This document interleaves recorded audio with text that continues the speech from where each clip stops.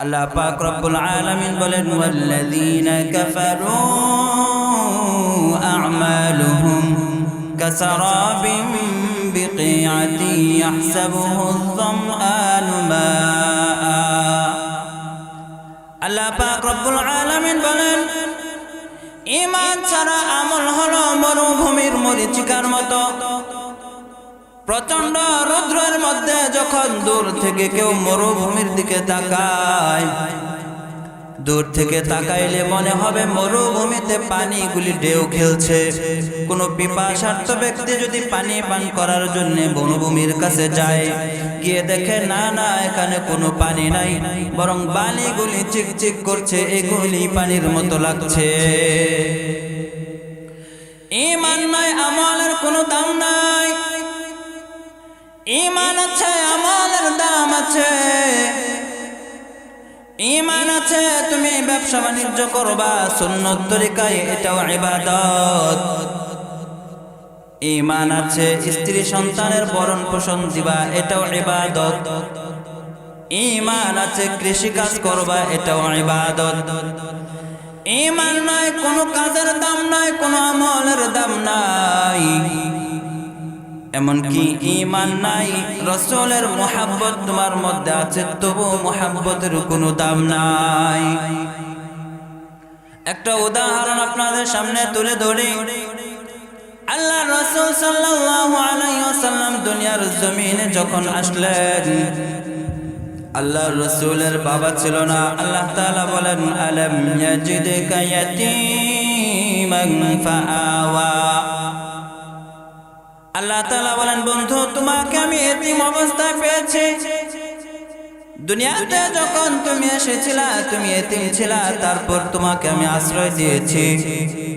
আল্লাহর রাসূল সাল্লাল্লাহু আলাইহি ওয়াসাল্লাম একেবারে এতিম হয়ে দুনিয়ার জমিনে আসলেন। আল্লাহর রাসূল যখন দুনিয়ার জমিনে আসেন, মায়ের গর্ভে 6 মাস বয়স হলো, তখনই বাবা দুনিয়া থেকে চলে গেছেন। আল্লাহর রাসূল দুনিয়ার জমিনে আসার পর বাবার চেহারা দেখতে পারেন নাই। আল্লাহর রাসূলের বয়স যখন আস্তে আস্তে বাড়তে শুরু করলো, 1 মাস 2 মাস 1 বছর 2 বছর হতে হতে 6 বছর হয়ে গেল। আল্লাহর রাসূল নিজের বাবার চেহারা কখনো দেখতে পারেন নাই। আল্লাহর রাসূল সাল্লাল্লাহু আলাইহি ওয়াসাল্লাম কান্নাকাটি করতেন। হযরত আমেনা বলে, কি ব্যাপার তুমি কান্নাকাটি করো, কারণ কি? আল্লাহর রাসূল বলেন, মা, দুনিয়ার মধ্যে বাচ্চারা আমি দেখতে পাই, প্রত্যেকের বাবা আসে, তাদের বাবারা আদর করে লালন পালন করে যত্ন করে, কিন্তু আমার বাবাকে আমি কখনো দেখতে পারলাম না। আমার মন কাঁদে, আমি আমার বাবাকে দেখতে চাই। আমেনা আল্লাহর রাসূলকে নিয়ে রওনা হয়ে গেলেন বাবার কবর দেখানোর জন্য। যাইতে যাইতে আল্লাহর রাসূল সাল্লাল্লাহু আলাইহি ওয়াসাল্লাম শিশু, মাত্র 6 বছরের শিশু, এই 6 বছরের শিশুকে নিয়ে যখন বাবার কবরের কিনারে চলে গেলেন, আল্লাহর রাসূল তার বাবার কবরের কাছে গিয়ে গড়াগড়ি শুরু করলেন, কান্নাকাটি শুরু করলেন। আল্লাহর রাসূল চিৎকার শুরু করে দিলেন, ও বাবা, দুনিয়ার জমিনে এসে তোমার চেহারা আমি দেখতে পারলাম না। দুনিয়াতে আসার আগেই তুমি আমাকে রেখে চলে গেলা। তোমার চেহারা আমি কখনো দেখতে পারলাম না, তোমাকে আমি কখনো বাবা বলে ডাকতে পারলাম না। আল্লাহর রাসূল কান্নাকাটি করছেন, চিৎকার করছেন। দীর্ঘ সময় পর্যন্ত কান্নাকাটি করে, চিৎকার করে। আল্লাহর রাসূল যখন এবার মাকে নিয়ে রওনা হয়ে গেলেন, মক্কায় চলে যাবেন। যাওয়ার পথে হঠাৎ করে মা অসুস্থ হয়ে গেল, মায়ের শরীরের মধ্যে জ্বর চলে আসলো। আল্লাহর রাসূল সাল্লাল্লাহু আলাইহি ওয়াসাল্লাম দেখলেন তার মায়ের শরীরে এত বেশি জ্বর, সাথে হলো দাসী উম্মে আইমান, 3 জন মানুষ একসাথে। আল্লাহর রাসূল মাত্র 6 বছরের শিশু, হঠাৎ করে মায়ের শরীরে এত বেশি জ্বর, এত অসুস্থ হয়ে গেছে, মা আর হাঁটতে পারে না, রাস্তার পাশেই পড়ে গেছেন। মায়ের শরীরে জ্বর বাড়তে বাড়তে 1 দিন 2 দিন 3 দিন হয়ে যায়, জ্বর কমে না, বরং বাড়তেই থাকে। বাড়তে বাড়তে হঠাৎ করে মা বলে, ও বাবা, তোমার বাবার কবর দেখানোর জন্য তোমাকে নিয়ে এসেছিলাম, তোমাকে তোমার বাবার কবর দেখানোর জন্য এনেছিলাম, কিন্তু এখন বুঝলাম আমারও হয়তো দুনিয়ার জমিনে আর থাকা হবে না, তুমি চিরয়তীম হয়ে যাইবা। আল্লাহ রাসূল সাল্লাল্লাহু আলাইহি ওয়াসাল্লামকে উম্মে আইমানের হাতের মধ্যে তুলে দিলেন। ও উম্মে আইমান, আমি যদি দুনিয়া থেকে চলে যাই, আমার শিশু বাচ্চাটাকে তার দাদার হাতের মধ্যে তুলে দিবা। হঠাৎ করে আল্লাহর রাসূলকে রেখে তার মা দুনিয়া থেকে চিরবিদায় হয়ে গেল। এতিম হয়ে গেলেন, বাবাকে দেখার জন্য গেলেন, বাবার কবর দেখতে গিয়ে মাকে হারিয়ে ফেললেন। এমন এতিম হলেন, বাবাও নাই মাও নাই। আল্লাহ রাসূল সাল্লাল্লাহু আলাইহি ওয়াসাল্লাম মায়ের লাশের উপরে চিৎকার করতেছেন, গড়াগড়ি করতেছেন, মায়ের শরীরটাকে ছাড়তে চান না। উম্মে আইমান অনেক কষ্ট করে আল্লাহর রাসূলকে পাশে রেখে তার মাকে দাফন করলেন। 6 বছরের শিশু বাবাকে দেখতে পারলেন না, বাবার কবর দেখার জন্য রওনা হয়েছিলেন, মাকে রাস্তায় হারিয়ে ফেললেন। এবার মায়ের কবরের উপরে গড়াগড়ি কান্নাকাটি করেন। পরিবেশটা কেমন ছিল এখন আমাদের বোঝা সম্ভব নয়।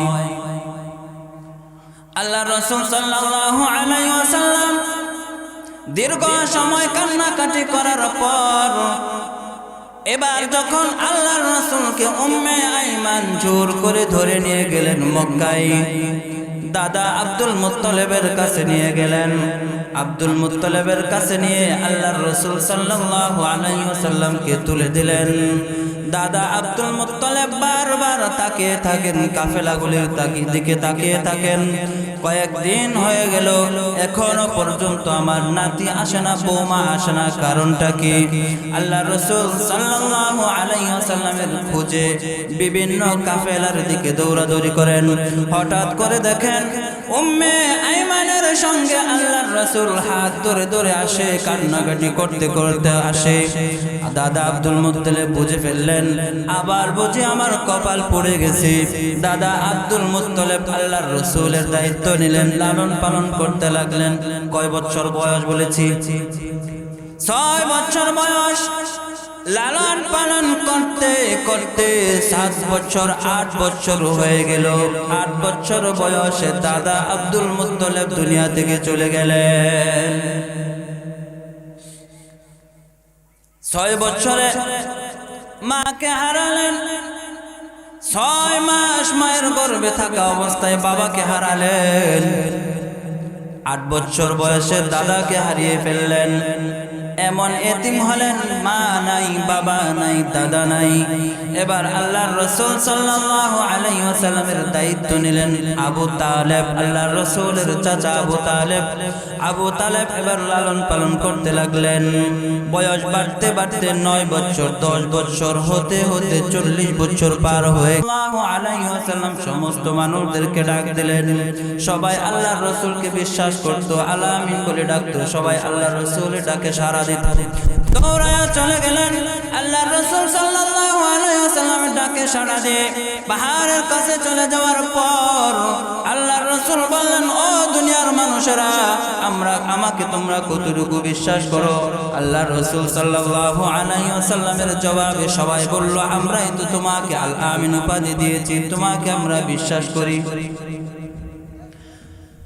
আল্লাহর রাসূল সাল্লাল্লাহু আলাইহি ওয়াসাল্লাম বললেন, আমি যদি বলি পাহাড়ের আড়াল থেকে একদল ডাকাত আসতেছে, তোমাদের সব কিছুই ছিনিয়ে নিয়ে যাবে, তোমরা কি বিশ্বাস করো?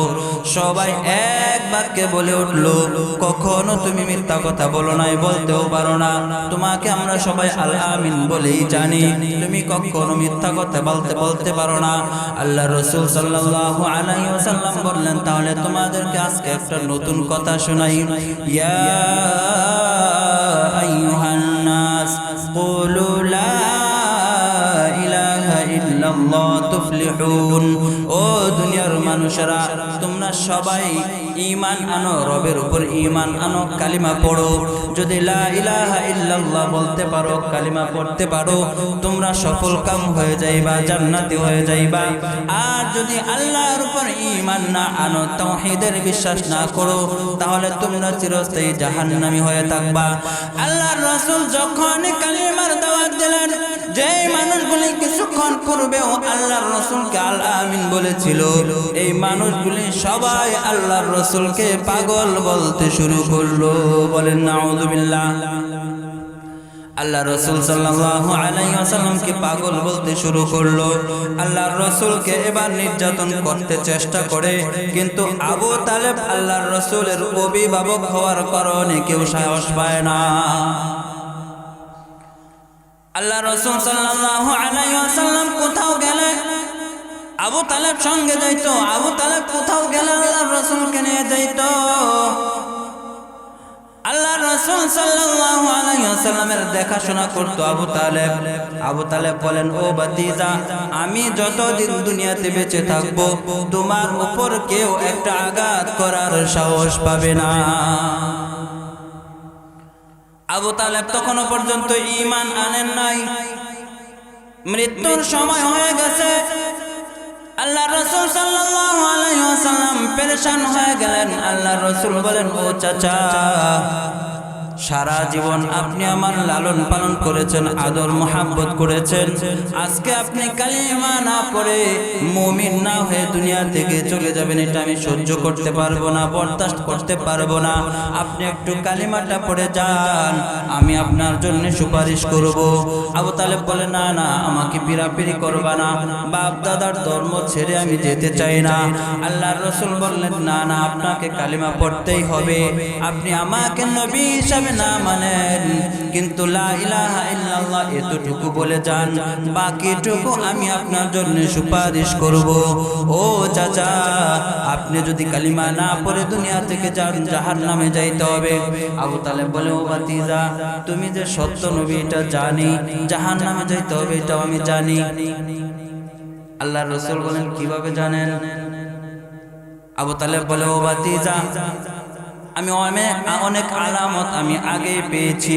তোমার মায়ের গর্ভে যখন ছিলা, তোমার মা যেদিকে যাইতো, পশু পাখিগুলি, গাছগুলি তোমার মাকে সালাম দিত। বলেন সুবহানাল্লাহ। ও ভাতিজা, তোমার মা যখন কূপ থেকে পানি তোলার জন্য যাইতো, কূপের পানি নিচে থাকতো, কিন্তু তোমার মায়ের কষ্ট হবে এই জন্য পানি আর নিচে থাকতো না। তোমার মা যাওয়ার সঙ্গে সঙ্গে পানি কূপের উপরে উঠে পড়তো। বলেন সুবহানাল্লাহ। ও ভাতিজা, আমি দেখেছি, নিজে চোখে দেখেছি। হঠাৎ করে আমি দেখলাম আসমানের চাঁদটা কেমন যেন নড়াচড়া করছে, কেমন যেন নিচের দিকে নেমে যাইতেছে। আমি হঠাৎ করে লক্ষ্য করে দেখলাম, তুমি যেখানে শুয়ে আছো এই বরাবর আসমানের চাঁদটা নিচে নেমে যাইতেছে। আমি যাইতে যাইতে তোমার কাছে গিয়ে দেখলাম, ও ভাতিজা, চাঁদটা তো এমনি এমনি নড়ে না। তুমি যখন ডান দিকে হেলো, চাঁদ তখন ডান দিকে হেলে। তুমি যখন বাম দিকে হেলো, চাঁদ তখন বাম দিকে হেলে। তুমি যখন নড়াচড়া করো, চাঁদ তখন তোমার সাথে নড়াচড়া করে, নাচতে নাচতে তোমার সঙ্গে খেলাধুলা করে। বলেন সুবহানাল্লাহ। ও ভাতিজা, তুমি সত্য নবী আমি জানি, আমি মরলে ঈমান ছাড়া মরলে জাহান্নামে যাব জানি, কিন্তু আমার বাপ দাদার ধর্মের মধ্যে আমি চুনকালি লাগায়া যেতে চাই না। ও ভাতিজা, আমাকে পিরাপিরি করবা না।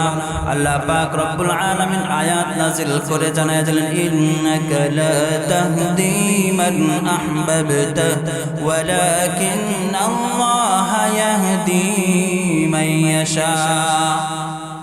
আল্লাহ তাআলা জানায় দিলেন, ও বন্ধু, আপনি চাইলেই কাউকে হেদায়েত দিতে পারবেন না, হেদায়েতের মালিক কে? আবু তালেব দুনিয়া থেকে চলে গেলেন। হাদিসের বর্ণনায় পাওয়া যায়, আবু তালেবের পায়ের মধ্যে দুইটা জুতা পরিধান করানো হবে, আগুনের জুতা, যে আগুনের তাপে মগজগুলি গলে গলে পড়তেই থাকবে, পড়তেই থাকবে। বলেন নাউযুবিল্লাহ। আমি আপনাদের কাছে জানতে চাই, আবু তালেব কি আল্লাহর রাসূল কি ভালোবেসেছিল না ভালোবাসে নাই? আপনার আমার চাইতে কম না বেশি? অনেক বেশি লালন পালন করেছেন, আল্লাহর রাসূলকে আদর যত্ন করেছেন, সেই সুযোগ আমাদের নাই। কিন্তু ঈমান ছাড়া দুনিয়া থেকে যাওয়ার কারণে জান্নাতি না জাহান্নামী? আরো জোরে বলতে হবে, জান্নাতি না জাহান্নামী? এজন্য ঈমান ছাড়া আমলের কোনো দাম নাই। ঈমান আছে, আমলের দাম আছে। একজন ঈমানদারের কেমন দাম? ইবনে উমর রাদিয়াল্লাহু তাআলা আনহু বাইতুল্লাহর পাশ দিয়ে যাইতেছেন, কাবার পাশ দিয়ে যাইতেছেন, আর বলতেছেন, বাইতুল্লাহ রে, তোর কত মর্যাদা, কত মানুষ সারা বিশ্ব থেকে তোর কাছে আসে, কত মর্যাদা তোর। তবে তোর যে পরিমাণ মর্যাদা, একজন মুমিনের মর্যাদা তোর চাইতে অনেক অনেক গুণ বেশি। বলেন সুবহানাল্লাহ। এই পৃথিবীতে যত সৃষ্ট জীব আছে, লক্ষ লক্ষ কোটি কোটি মানুষ, জিন, সব কিছুর চাইতেও একজন মুমিনের দাম বেশি। আল্লাহর রাসূল বলেন, লা তাকুমুস সাআতু হাত্তা ইউকালা ফিল আরদি আল্লাহ আল্লাহ। যতক্ষণ পর্যন্ত একজন আল্লাহ আল্লাহ বলনেওয়ালা মুমিন বেঁচে থাকবে, ততক্ষণ পর্যন্ত কিয়ামত হবে না। বলেন সুবহানাল্লাহ। তাহলে একজন মুমিনের দাম কোটি কোটি মানুষ, কোটি কোটি জিন, সবকিছুর, আসমান জমিন সবকিছুর চাইতে বেশি, ঠিক কিনা? لا تقوم الساعة حتى يقال في الأرض الله الله। ততক্ষণ পর্যন্ত কিয়ামত হবে না যতক্ষণ পর্যন্ত একজন মুমিন আল্লাহ আল্লাহ বলনেওয়ালা বেঁচে থাকবে। তাহলে বোঝা যায় একজন মুমিনের দাম লক্ষ লক্ষ কোটি কোটি মানুষ সবকিছুর চাইতে বেশি। একজন মুমিন বেঁচে আছে, কিয়ামত হবে না। কিন্তু একজন মুমিন এই দুনিয়ার জমিনে বেঁচে নাই, তখন আর আল্লাহ তাআলা আসমান রাখবেন না, তখন আল্লাহ তাআলা চন্দ্র সূর্য রাখবেন না, তখন আল্লাহ তাআলা দুনিয়ার কোনো মানুষকে রাখবেন না, তখন আল্লাহ পাক রব্বুল আলামিন কিয়ামত ঘটায় দিবেন, সব কিছুই ধ্বংস করে দিবেন, পৃথিবীর জমিনে কোনো কিছুই থাকবে না। ইয়া আইয়ুহান নাসু তাকু রাব্বাকুম ইন্না জালজালাতাস সাআতি শাইউন আযীম। আল্লাহ পাক রব্বুল আলামিন দুনিয়ার মানুষদেরকে ডেকে ডেকে বলেন, ও দুনিয়ার মানুষেরা, সেই দিনকে তোমরা ভয় করো। কিয়ামতের প্রকম্পন খুব ভয়ানক ব্যাপার। যেই দিন মানুষগুলি এমন অবস্থা হবে, গর্ভবতী মা তাদের গর্ভের সন্তানের কথা বলে যাবে, দুধের শিশু আছে এমন মা তাদের দুধের শিশুর কথা বলে যাবে, ছোট ছোট বাচ্চাগুলি কিয়ামতের চিন্তায় বৃদ্ধ হয়ে যাবে, বুড়া হয়ে যাবে।